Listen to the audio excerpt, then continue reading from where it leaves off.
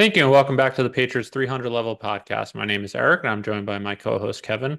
Welcome back for our 82nd episode this week. We'll be recapping another Patriots humiliating loss to the Miami Dolphins and previewing their upcoming game versus the Indianapolis Colts.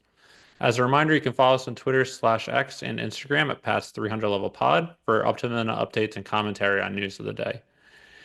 Kevin, I know that going into this this last stretch, I'd say the previous six games, we were saying that a good with good fundamental coaching, this is a stretch where the Patriots realistically could have won all those games, including the game next week.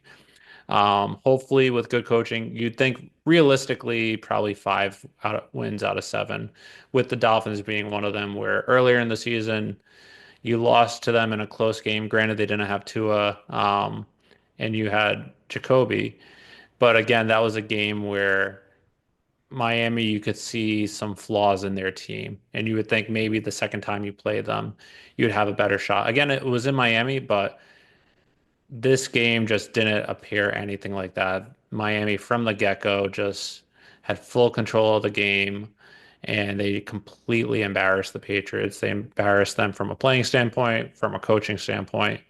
Whereas in the first game, both coaching was horrendous. This game, you were completely outcoached. What were your thoughts and your immediate takeaways from watching that game? I thought it was a complete and utter disaster, and something where we titled the episode this year, "Have the Patriots hit rock bottom?"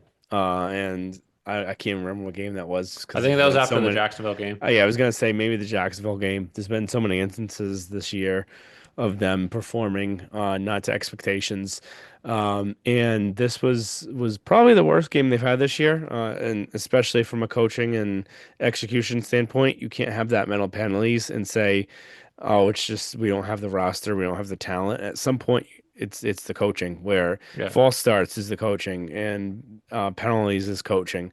You can coach that out of someone. It's not ability at this point. It's they're not getting the right coaching, and it starts from the top down. It starts from Gerard Mayo, and it goes down to the offensive and defensive coordinator, and it goes down to the positional coaches there, and it makes you really wonder. And we've wondered this pretty much from the beginning of the year, but what's it going to continue to look like? How are they going to get better? They haven't looked better. If anything, they've regressed throughout the year. Yeah. Where you would say their best games this year were the Bengals and the Seahawks game. And what do those all have in The Bears common? game. The Bears game too.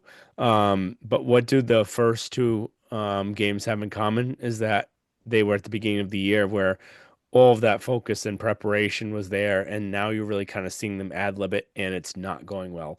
And you have people that haven't done it before in every single facet of the game. And we all knew that was set up for failure because you have a first time head coach. And usually in those positions, if you have a first time head coach, you have strong coaching around him to Yeah. that way he's not trying to do everything his first year. And now it's just he's spread too thin. Um, Especially with someone that's as inexperienced as Geronimo is, not saying he's not going to be a good coach. I mean, I know how both you and I feel about him, but mhm. he is inexperienced from a coaching standpoint, where he only coached 5 years before this, all of them at one position group. He was One the position group, one team. unofficial co-coordinator, but he really wasn't game planning. He wasn't calling the plays, where he was mostly focusing on the linebackers, specifically inside linebackers, which is the position he played. He wasn't focused on defensive line, defensive backs, offense. So for someone that's that inexperienced head coach, you really needed to set him up with good experienced coaches all around him. Where on the defensive side of the ball, which is his, again, it's his area of expertise. So maybe they felt like they could have gotten away with less, but having him with a first time coordinator who again only coached one position on the defensive side, defensive line, in DeMarcus Covington. Uh, Outside of your current defensive line coach now, is it Montgomery, the guy from the Packers? I forgot Mhm. his name. But outside of him, your most experienced coach on the defensive side of the ball is Brian Belichick and Mike Yep. Pellegrino, who've been coaching. Um, That's just on the defensive side. On the offensive side, you have Alex Van Pelt, who has been an offensive coach for a while, but you also have like as your head coaching experience. coaching assistant like you would have wanted to set him up with. You set him up with Ben McAdoo. Sure, he might be a coordinator or a QB guru, QB whisperer, but pretty much everyone knew at that position you draft Drake May, and maybe he's helping with the development right now. Again, we don't fully know, but he was one of the worst head coaches in the last decade. And there have been some horrendous head coaches in Brandon Staley, Josh McDaniels, who again is a great coordinator, but you didn't really set him up with anyone that could help assist him. Like what's his name? Pierce with the Raiders. He's been getting mentored with Tom Coughlin, who is a good coach. Again, I don't think Coughlin's on staff, but he's still helping with him. That's someone that he can rely on. Who does Gerard really have, especially since he burned the bridges with Belichick? Yep, no, agree completely. And I think that the thing that's kind of scary about looking forward to what this game was and what's going to continue is what are they going to do? And we're going to kind of get in a little bit too much into the future, but I think this game was a big kind of eye opener where what are they going to do this year in the offseason to put themselves in success going forward next year? Because this year, as we said, was really all about getting ready for 2025. Yep. And they haven't. You haven't seen that growth that you saw in 93 with the Patriots with Bledsoe, where they started winning towards the end of the year. You saw with when Belichick his first year, yeah, they only won what, five 5 games. games, but they were competitive in the large majority of their games, and a lot of those losses were one score games. And you saw the culture that they were building there. And yet And again, with Belichick too is they were in such cap hell that they didn't have a 53 full men on the roster. roster. Yeah. They had, I think it was 49 or 51 out of Hmm. 53, and that was carrying four quarterbacks as well. They didn't have the money to fund a full roster, so they were making do with what they had to while changing the entire culture of the team. Whereas here, you're signing someone who has only coached in this position with the same team. Pretty much most of the coaching staff, all of the front office knows this entire team. So you're not really making a new culture. It's one thing if you wanted to get rid of the Belichick culture and you go outside the building for the coaching and front office, but for keeping essentially everyone, there's not a culture you have to change. Yep. No. So if anything, everything's gotten worse. And what are they going to do to make this better? And I think that's a big thing for these next games going forward. Is are they going to be able to turn the ship? Are they going to coach better? Are they going to be able to play better? Because you can't go putting this all on the players by saying, "Oh, we don't have the players to do this." This is the NFL. You can win each week Yeah. of the week, depending on how well coached you are, how more prepared you are. Not that you're going to win if you're a really bad team, that you're going to win Yeah. at all those games, but you're going to be competitive. You're going to actually put a fight. You look at the Lions the first year under Dan Campbell. Gerard Mayo wants to compare himself to Campbell by saying, "Oh, he didn't do well in his first year, and he ended up doing well." But look at the games that they were in. Look at Yeah. how they played the games. Look at how aggressive he was. Look at this. At least he had a coaching philosophy. Yeah. Nobody knows what Mayo's philosophy is. And with Campbell too, is he surrounded himself with great coordinators. Yeah. Ben Johnson on offense. I forgot the guy on defense, but both of them really good coordinators that have been in head coaching considerations the past couple of years. So he surrounded himself with guys he trusted. Granted, Ben Johnson from the Matt Patricia coaching tree, Yeah. but still, that's the one thing where we don't really know what we have in our coaches on this side of the ball. We Hmm. haven't, at least we haven't been impressed with Van Pelt so far. I mean, he's gotten a little better as the And season gone the on. sad thing is that if you had to rate and rank what person you would say is doing the best job this year, it would probably be Van Pelt because it's not a Probably, yeah. complete and utter disaster. Like the defense is. It's not great, and you see all those penalties, but at least it looks better than. Yeah. And again, too, going with that, I know we've talked about this a lot of episodes, but like Covington, it might not be his fault where he just doesn't have the experience and Hmm. he should have been, wasn't really put in a situation to succeed. Whereas if you look at, he doesn't have that experienced coach to lean on. And we're Hmm. seeing something similar in Baltimore where their defensive coordinator, he's young after McDonald went to Seattle. They struggled. So what did they do? They brought in Dean Pease to help Hmm. assist him, gain that experience, have someone to lean on. Covington hasn't had that, especially since this staff is so inexperienced on the defensive Hmm. side of the ball. So I would agree that Van Pelt is doing a better job. He had Covington has had some good games against Chicago. There have been some games where they were horrendous in the first half and they got better in the second half. But still, like it's not looking good. And I know we're supposed to spend this whole first half of the segment talking about the Miami game, Hmm. but this sidetrack is kind of important though because it's like you said, you want to get better, see what you have as the year goes on. Outside of this upcoming game versus the Colts, it's very unlikely they're going to win any of their last four games, unless the other team shoots themselves in the foot or they somehow extremely outcoach them. Two games against Buffalo, one against the Chargers, one against the Cardinals.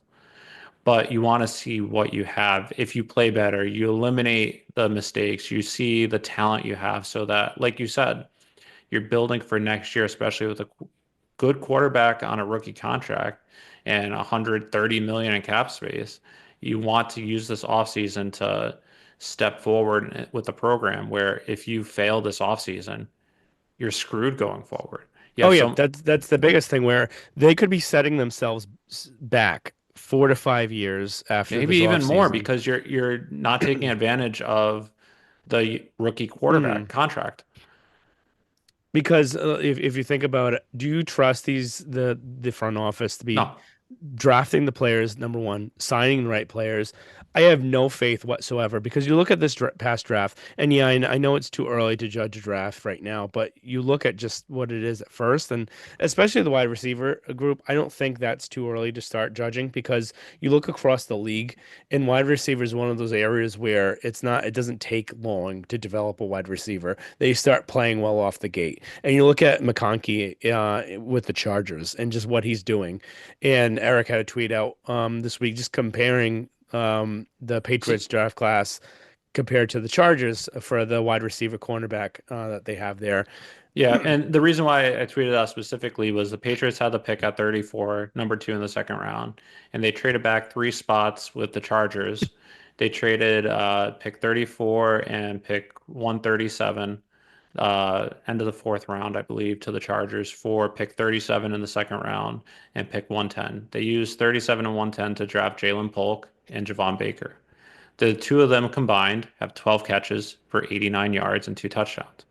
That's all Jalen Polk. But still, uh, um, Lad McConkey himself, 49 catches, 698 yards, four touchdowns. And then I'm blanking on the cornerback's name that the Chargers drafted. He's now their starting cornerback with an interception, 30 tackles, and half a sack, where they drafted two impact players.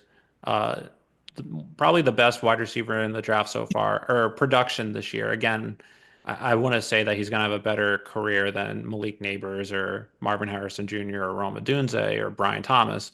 But up there, like receiving yards, he's right up there this year. And then, so you could have drafted a potential 1A type wide receiver as well as a starting cornerback with those two spots. Instead, they got so far two wide receivers that can't make an impact.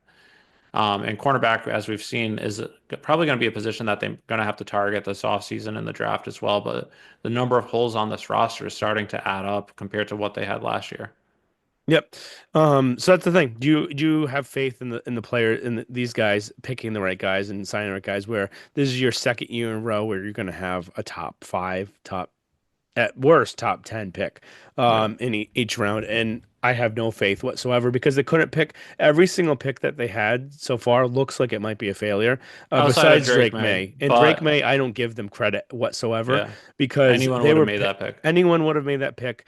If they tried to trade out of that, Robert Kraft would have said no, and they had no option. It was Drake May or no one else. They Yeah. had the easiest pick in the world. They're basically going to pick if they're number two, they were going to pick Daniels. If they're number three, they were going to pick May. Like wasn't Yeah. that hard. And if Maybe May at two, just depend. Again, we don't know their philosophy. Some teams had May higher than Daniels, some had Daniels higher than May. Yeah. And again, And I don't think so. I wait, think they would wait, have done what they would have done the safe thing and gone with what everyone was saying that Daniels is number two. I don't have any sort of conviction that they would have done otherwise. But Um, but again, we don't know. we don't know. It's also way too early to know who's going to have a better career. Oh, Like, and that's the thing. yeah, I don't know. I think both of them are going to have good careers yeah. as long as Daniel still stays healthy. Drake may too, Um, since he doesn't slide. But that and then it also depends on the kind of the coaching and surroundings yeah, that he has. I think what we've seen from Drake so far is that he is a special player. There's things that he can do that just a lot of quarterbacks can't. yeah, And a lot of the off-platform plays. We saw it again this game, where he's got a really good feel for the pocket, where a lot of rookies you don't, and a lot he senses pressure really well. I feel like, for and now. for The, now, the reason the reason I say that though is Mac Jones' rookie year, he had a great pocket presence. I know, but He this is felt just different where he can evade it better, so that way he's not getting hit as much. That's fair. Um, But Mac Jones was able to step up in the pocket to avoid pressure too, and then that completely fell to crap year two and year yeah, three as he kept getting hit more and more and more. I And have this more grant faith in May this and offensive line is much worse than Mac Jones was his yeah. rookie year, so that's encouraging at least. But And the fact that May never had a good offensive line in college, so it's not the that's first fair. time he's getting hit and pressured, so he's Yeah, seen it. So that was actually one thing that made me feel a little bit better about how his kind of team stunk at UNC, yeah, and he was kind of used to be in a bad situation, so you knew how he faced adversity really well. And he's just kind of cool as a cucumber. Whereas as you look at Jones, and he's not really. He's that kind of yeah, tennis player. He gets angry, gets distraught a lot. Where May is kind of very calm and collected, and I think that's why he plays so well under pressure. And he has those throws where he's like, "Oh my God, I can't believe he made something like that." But then he has those head scratchers yeah. throws where, like, I and can't again, believe he threw that. I can't believe he threw that. And Yeah, it's just that has to get tightened up. I think he can do it. yeah. I think it just depends on the coaching and surroundings around him that he could do it. So that's the other thing. Are you going to have the right guys around him going into next year and continuing to develop him? Are you going to actually have people he can throw to and people to actually block him? Because going into this offseason, we knew they needed an offensive line. What do they do? They signed a right tackle to play left tackle that didn't want to play left tackle. And then when he stunk at left tackle, he quit. And Wait, then, but before you even go there, they signed a right tackle to play left tackle, and then early in camp had him only play right tackle, yeah. and then a week and a half before the season moved him to left tackle, which he never played in the NFL. And moving Mhm. from right to left is a huge adjustment. And then after a week and a half, he was horrendous. Again, not unexpected, and then Yeah. he quit. Again, he was put in a position to he was not put in a position to succeed. Yeah. And then they drafted a right tackle to play left tackle, and then played him mostly only at right tackle, where he hadn't played left tackle since high school, Yeah. and hasn't been well at left tackle because he's probably not a left tackle. hmm And you knew this going into the year. And then you re-sign Michael Wayne, who's saying he's going to be my And right tackle. also before you even get to Michael Wenyu, Vidarian Lowe, who has played better than expected, again, it's not Not great, unexpected. but it's He was the worst rated offensive tackle in the NFL last year. mhm. So he can only go up from there. He has been playing better than I was expecting, but to go into the offseason or going into last offseason, if anyone said Vidarian Lowe is going to be our starting left tackle and that's the plan, you would fire that guy immediately, Yeah. let alone give him the job. hmm And then saying that we're going to have Drake May be starting by week 6, I think it was, Yeah, because week 5 was the Dolphins, so week 6. Um, knowing that, that's absolutely asinine. Just yeah, the offensive line setup that they had is a fireable offense alone. yeah, Knowing that that was the biggest problem going into this year, and also knowing that they wanted to play him now, knowing that they wanted to play him at least some point this year. So yeah, by saying that we're going to play him at some point, you have to have a better offensive line by then piecemealing it with this garbage that they put together.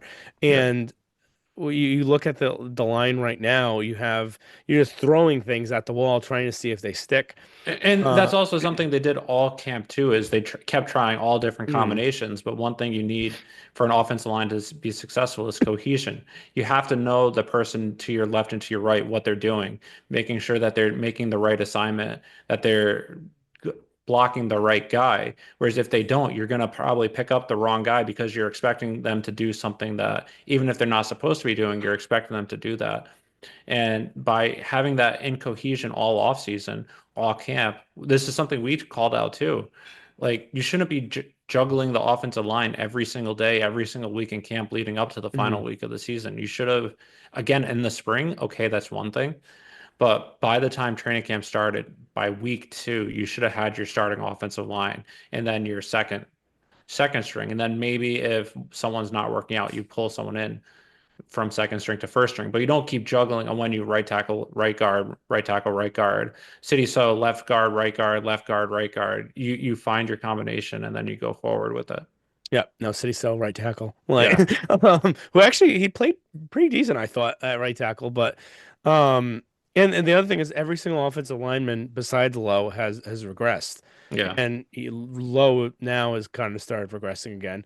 Um, and they haven't gotten better. They've yeah, gotten worse. And you look at last year, So was a bright spot in this team, yeah. and he was one of the best PFF rated rookie guards in the league last Yeah. year, and now he's He benched. struggled a little bit with pass protection, Mhm. but he was serviceable and he was a good run blocker. Unlike Leighton Robinson, who was horrendous in pass protection. But City So Yeah. was a bright spot. And then again, I don't know why he hasn't been playing. I don't know if it's the new scheme, if it's the coaching, if Hmm. since they drafted Leighton Robinson, they want to say Robinson's our guy, so we're going to play him instead to show that we made the right decision, blah, blah, blah, blah, Yeah. blah. But It's just I don't know. I just don't have faith that they're going to put the right players and draft the right players going into next year to have them in the right position. And then that's the thing too, where I didn't think this was possible, but I'm more open that it might happen. Where I don't think Mayo's going anywhere this year. I think that yeah, there's no possible way that that would happen unless there's a complete and utter disaster where, like players, there's a mutiny, and that's not going to happen because they all love him. But I real think that there is a possibility where he could be canned next year. yeah, And I didn't think that was a possibility. I didn't think he was going to be this bad of a coach. I thought he was going to be yeah, a bad coach. I just didn't think it was going to be this complete and utter disaster that this team is, yeah. and I don't see it getting better. And they need to be getting better, and they're not. They're not ending the year the right way. And you don't go by him saying that he didn't think he was going to establish a culture in year one. That's complete bull. You look at the Chargers and what Jim Harbaugh was able to do there in what less than a year. You look at what other players, other coaches have done. You look at what Bill Even Parcells did. Dan Quinn with the Commanders. Dan Quinn with the Commanders. You look at Bill Parcells back in '93 when he came to the team. Yeah, they didn't have a complete winning record, but they started winning towards the end of the year. They had something there. They built Yeah, something there. You look at Dan Campbell with the Lions. Yeah, they didn't win that much, but they were building a culture there, yeah. and you knew what their team was. You knew what their identity was. The Patriots have no identity, and they're not And they well didn't have coached. the culture that they needed to build. Yeah. If you're going with the same staff, essentially the same front office, the same players, re-signing all the same players, you're pretty much saying culture is not a problem. Mhm. Front office is not a problem. It's the head coach. And again, I understand maybe you're going into rebuild. You don't want Bill there because it's going to take 3 to 4 years, blah, blah, blah. Again, I Yeah. don't agree with it, but I can understand that assignment. But to say you needed to build a culture when you don't, that's just more and more excuse making. Yeah. It's not And taking then accountability. No, 100%. And then the other thing with that is that you look at the difference between last year at this time and Yeah. this year. They were fighting. They were in every single game. They were disciplined. The offense wasn't good enough because they didn't have a quarterback, Yeah. and the quarterback couldn't make the plays. And And when they some of the actually put Zach, receivers let up too, where yeah, there were times where Mac had throws where even Bailey Zappi against the Chargers, where Bailey Zappi had to throw down the sideline to Tyquan Thornton, where hit off mm, his hands. If he caught that, he was in for a touchdown. They won 7-6.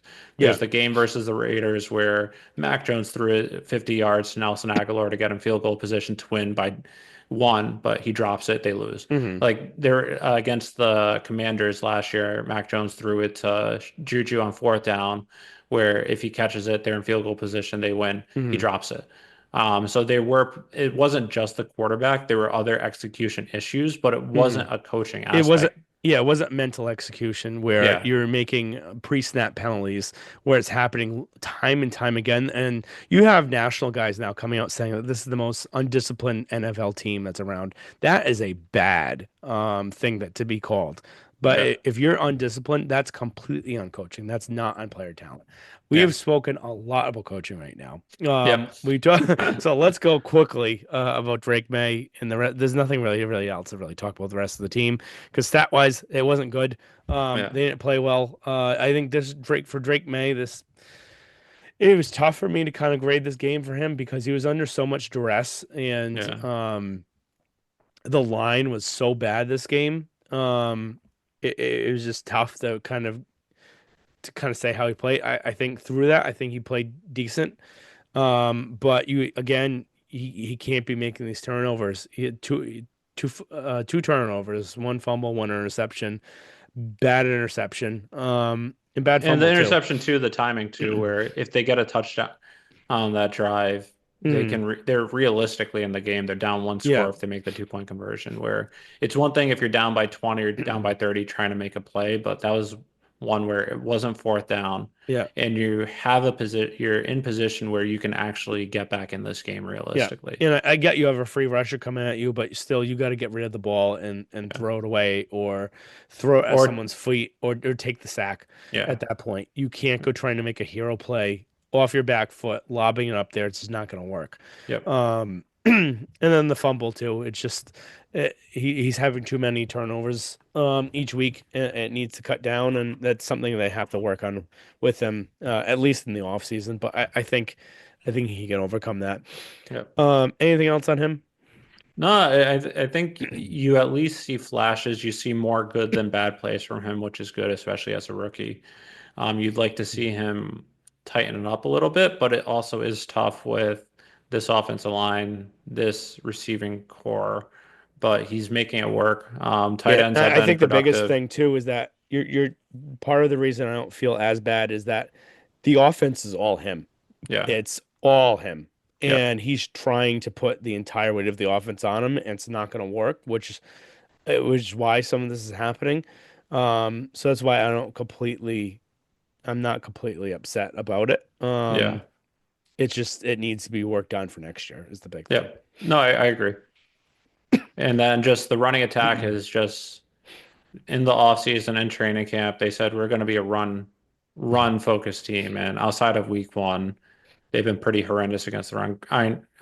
Pretty horrendous running. And again, part of that might be the offensive line being bad. But Stevenson, again, another game where 8 carries for 13 yards, a yard and a half a carry essentially. That's just not going to get it done. Gibson had some production when he played.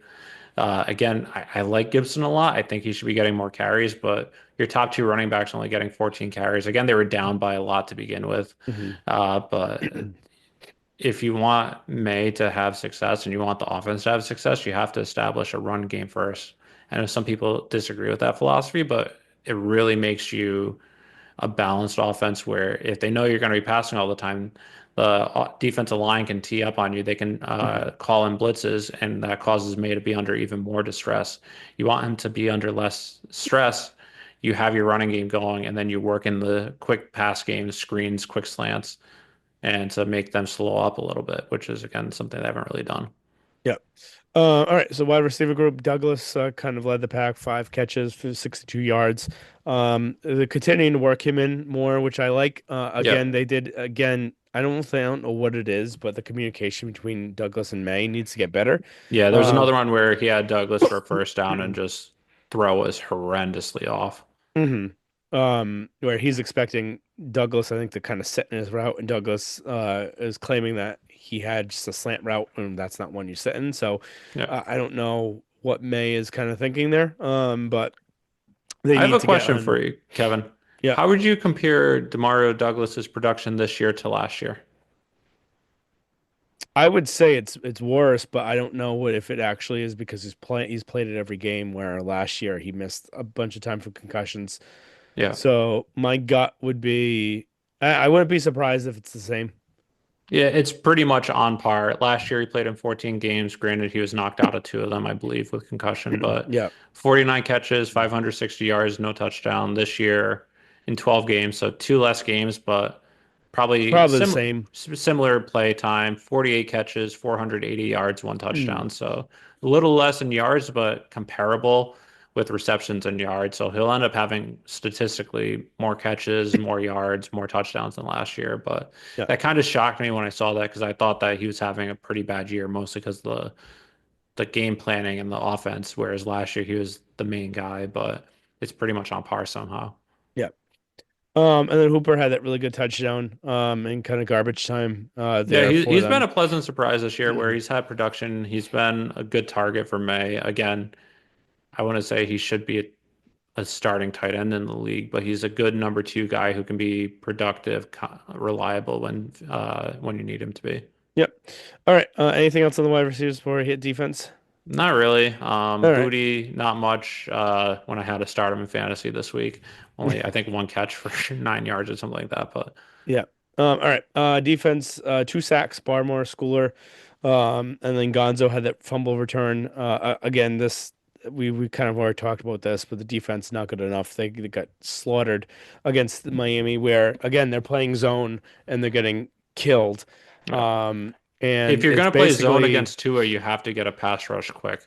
yeah, and they didn't. And then this is basically the same type of offense that you faced last week, and the same thing happened Yeah, to you. It's basically almost a very similar offense, very similar skill cut type of players, yeah, and they didn't do anything to stop it. And it just seems like they were actually the defense looked even worse than the week before. They just looked lost and yeah. confused, and they didn't know where people were supposed to be. And then the bad thing is, and I said this on our group chat, is that when you have one of the lower broadcasts, because you're not a good team right now, so you're getting bad broadcast teams. And the color guy is saying before the play, like during the play, that the spacing on the defense is not right and they're not lined up in the right spot. And he's calling that out.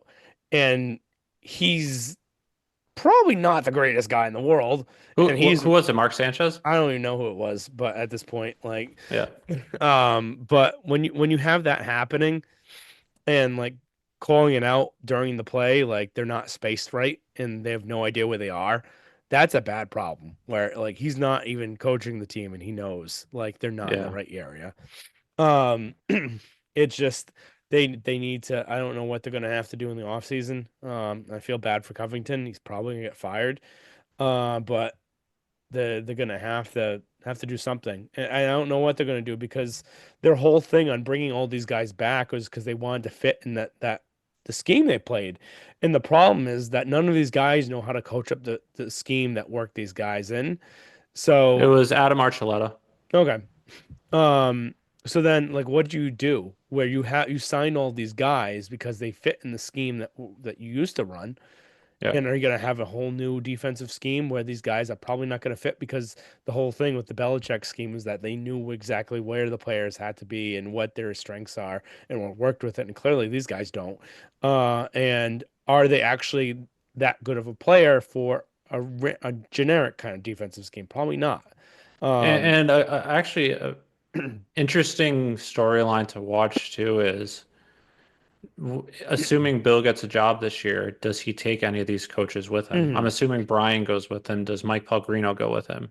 If yeah. Covington gets fired, does Covington go with him? Mhm, I still don't think.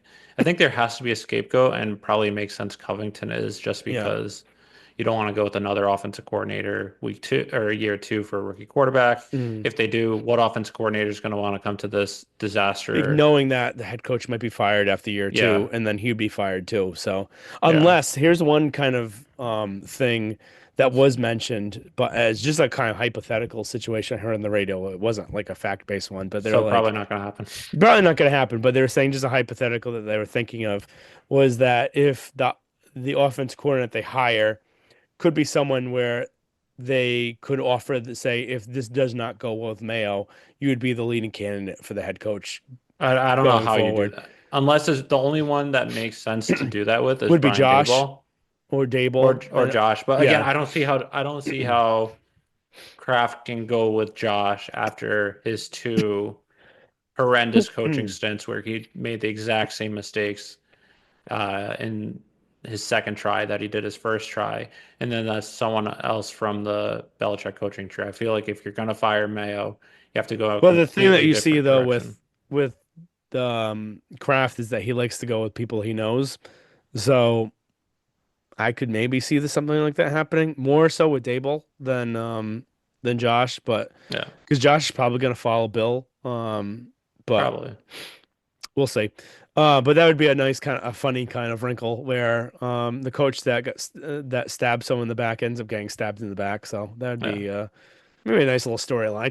it's not gonna happen. No, but that'd be actually kind of nice to have the high day balls though if it's a coordinator because I think he's actually a really good head coach. Yeah, He's he just is, kind of and he's getting a good screwed coordinator too. by Yeah. in a good coordinator. He's getting screwed by the team. There's no Um, way 2 years ago the Giants should have made the playoffs. They were not yeah. talented enough, and he Hmm. was able to get them there.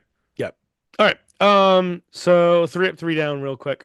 My three up: Douglas, Mapu, and Gonzo. Douglas again, continuing to play well. Still there's those mishaps between him and May, but you had to pick three for this game. This game kind of stunk, so going with him. Mapu, I think this is the best game probably of his career. I think he played really well. He's Then had some Gonz, good games this year too. He's yeah, been much more productive this year than I was expecting, but it's hmm showing why they liked him when they drafted him. And no, again, he exactly. had injuries last year, wasn't able to play as much, especially with the safety sets that they had, but Mhm. he's been playing well. Yeah, and then Gonzo, when he was on Hill, it was really well against them. Again, that's the other thing where I don't think Gonzo should have been on Hill for this game. I think because you saw the what happened with Marcus Jones on Waddle being killed because of just his Yeah. size, they really should have put Gonzo on Waddle and then have had Marcus Jones on Hill and then double him off the Yeah, top. because Marcus Jones is fast too, where he can Yeah. cover him with speed. Again, probably not step for step because Hill is just that fast. But again, Except last especially year they had him on Hill until he got hurt in the game. Um, Gonzo. no, they had Marcus Jones. Yeah. Because the game he got hurt was that game. Yeah. And they had him at first on him, and he was step for step and was really good with Yeah. them. So he could have been on with him, and it would have made more Yeah. sense to put him And they on should have them. also switched it up where, again, maybe that was your game plan going into it. And then you see that Waddle is just killing Marcus Jones. Hmm. Again, Jones was in good coverage. It's just the height matchup it's tough for Hmm. him to do in that situation. So maybe second quarter or halftime you switch it up, but they didn't really. I know Waddle didn't really kill you the second half, Hmm. but those are just some adjustments Yeah. that you would think that they would make. All right, your thrip. Yeah, so my three up, I had Mapu first, Gonzo second, and then Austin Hooper third, where again, he was productive. For Hooper, 4 catches, 59 yards, 1 touchdown. Most of those yards came on that long scramble touchdown, but he's just been a reliable tight end for you. Yep. All right, three down. Durante Jacobs have slash low, but both of the tackles. Really poor in this game, especially from a penalty perspective. And Yeah. this is probably Jacobs' worst game, I think, as right tackle. Kyle Duggar was really bad in this game, and I don't think he's been the same since he hurt his ankle. And he's also just getting exposed where he's not a coverage safety. He's not really great in free space. And he makes the same type of mistakes over and over and over again. And he's just better as a box safety. And I don't Yeah. think they're using him to his full potential. And then coaching was terrible. We've talked about this for Yeah. a half hour No, today. I know. And for me, my three down coaching, everything we said earlier, offensive tackles, was it the first two drives? They had what, five pre-snap penalties, let alone holds or things like that. And then Duggar as well. So not a great game all the way around. All right, Indianapolis Colts, Oh, Richardson. one Oh, yep. news just for the Patriots that they surprisingly cut Michael Jordan. Um, he hasn't been good the last few weeks, but the reason why it's surprising is that he has your second most snaps played on the entire offense this year, Mhm. behind, I believe, Onwenu. I think that Um, makes sense. yeah, but to go from starting this past week, starting the last 11 games to just not even being benched, but just outright cut is a little Mhm. surprising. Hopefully that means maybe Strange is coming back, he's healthy, or they're gonna go with Robinson or City So or something, but Mhm. I don't really get those drastic decisions. Well, I don't really either. But it also makes sense, but it doesn't really matter because Yeah, that's he's not true. going to make the team next year anyway. So Yeah, that's it fair. does probably easier for him. All right, Colts Richardson. He played better his first game after being benched, but then kind of went back to reality against the Lions. It was god awful. One of his kind of worst games, I think, from some He's had a just lot of stat. bad He's had games. some really bad games, but Yeah, 39% completion percentage, yeah. which is I kind of unfathomable for an NFL Eh, quarterback. I mean, if I'm not mistaken, I think his college completion percentage the last year he played in college, I believe, was like 51%. And the yeah, NFL is tougher competition, so it kind of makes sense. Even though Dan yeah. Orlovsky said he showed one play of him like completing a pass, and was like, I thought he's not accurate, but He's not. Yeah, I think before this, I think his completion percentage like was either in the high 40s or low 50s. It's like statistically one of the worst ones in NFL history. Um, but I think recent NFL history. probably recent day, like the Yeah, last 20 years. yes, 20 His years. completion percentage this year is 47%. Again, that's after last Sunday, and Yeah, it's 50% for his career. yeah. So 60 QBR. And 172 yards, no touchdowns. Offensive weapons, they got Michael Pittman is obviously the guy that they need to take I, away. I I love Michael Pittman, but he's had such a bad year just because of the QB situation with Richardson Mhm. and Flacco. But Michael Pittman is a top wide receiver in this league, so you gotta. I mean, I would say that's someone that you can try and lock down, but it depends. What are they going to do there? Are they going to put Gonzo on one of their third wide receivers and either Josh Downs or Adonai Mitchell, who hasn't really played well this year? Alec Pierce is another weapon too, where he's actually starting to come into form. He was a second round pick for them a couple of years ago, and he's starting to be productive. I think he has close to 600 receiving yards this year. Yeah. And then And defense, they also have Jonathan Taylor too, who oh, forgot uh, Jonathan Taylor. really good running back. I know he's not in the same form he was in 2021, but he's still rushing, I think, 700 or 800 yards this year, where he's the number one factor on that offense, and teams are game planning against that, and he's still being productive. So hmm if you're the Patriots, you want to make sure you stop Jonathan Taylor first so that Anthony Richardson has to pass. And then if he has to pass, probably want to spy on him because he's fast so he doesn't scramble. And then I would think you'd want to take out Pittman first just because he's such a good receiver, and then let Adonai Mitchell, who was very talented rookie, hasn't played much this year, hasn't been too productive. Again, QB situation has been crap, but he hasn't shown anything yet. Alec Pierce has been productive, but he's not like an elite one receiver. So I'd say try and take out Jonathan Taylor and Pittman and let Pierce and Mitchell and Downs beat you, but who Yep. knows what they'll do. I don't know. I think this would be the same bear. The gameplay you use against the Bears would be the same thing that you do against Yeah, 100%. the Colts, where you have Schooler as the spy, and then you put Gonzo on Pittman, and then the rest is that you attack the run, and then you dare him to throw to anyone else. Yeah. And I don't think he can. So Yeah. I think it's the same type of thing where early kind of Lamar Jackson, where you would take away him running, you would take away the running game, and you dare him to throw. And that's what they need to do here.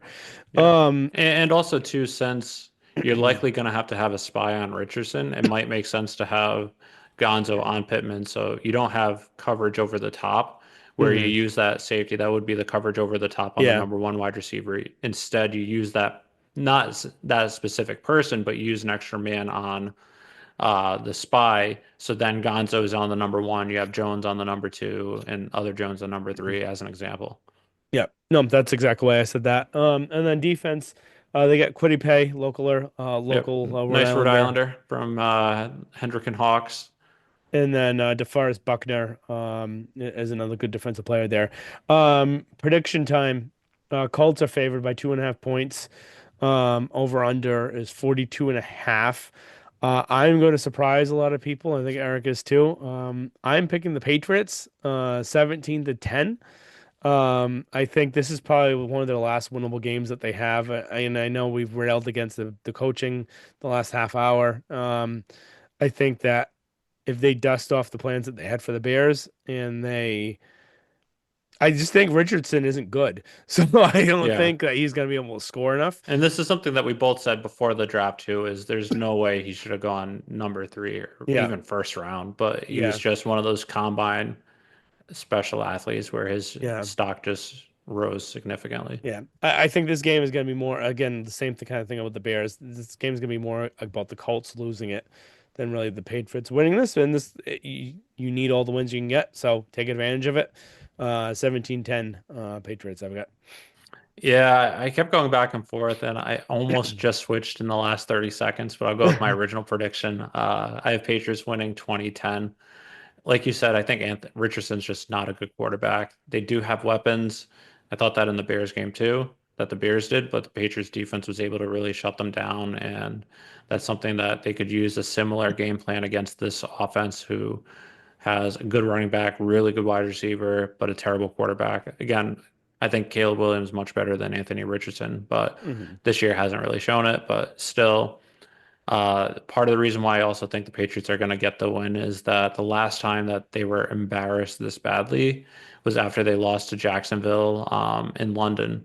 And then they came out the following week and were able to beat the Jets. Again, that was a game where they probably should have lost or it was close, but they're able to sneak out a win. I have the Patriots winning 20-10.